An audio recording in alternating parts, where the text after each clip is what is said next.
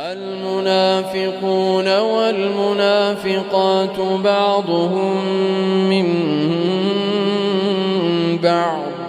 يأمرون بالمنكر وينهون عن المعروف ويقبضون أيديهم نسوا الله فنسيهم إن المنافقين هم الفاسقون